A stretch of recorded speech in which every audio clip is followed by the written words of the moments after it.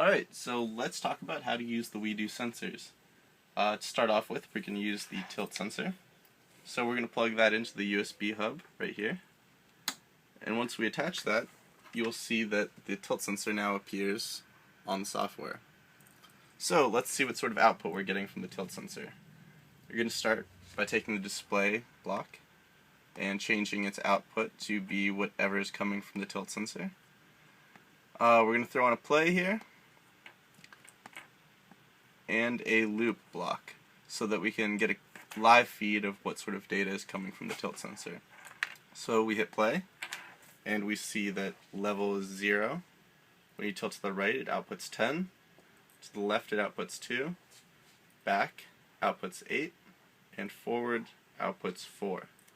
So let's stop that here and do something useful with this block. So we're going to take the motor. Would you please hold the motor for me? I'm going to attach this to the USB hub. Again, you see that it is recognized by the software here. And we're going to use a couple new blocks. So we're going to take the starts on message block. We're going to change its message to start on 2, which was one of the directions of the tilt sensor. And we're going to have that trigger a motor this way block. Now we want to output the value of the sensor within this loop. So we're going to take the send message block, change its value to whatever value is coming from the tilt sensor.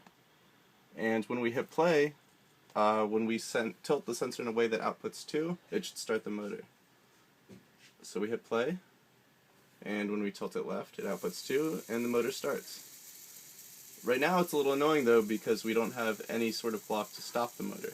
So we're going to have to hit the stop button here.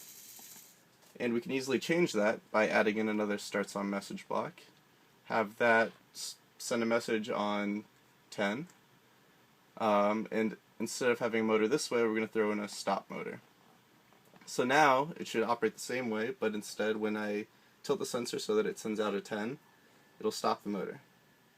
So we hit play, tilt to the left, 2 is output, it starts the motor. Tilt to the right, outputs 10, and the motor stops. So a really quick and easy, simple program to get a sensor to activate a motor. We can do the same sort of thing if we use the IR sensor.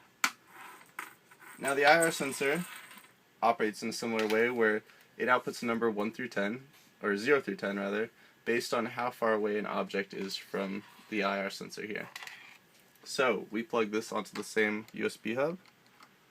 Again, the software recognizes that there's now an IR sensor attached.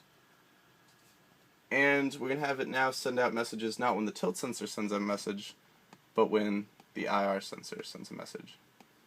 So, IR sensor gets attached to each of these blocks, and when we hit play, the IR sensor starts out getting a 0. As I move my hand closer, that number increases.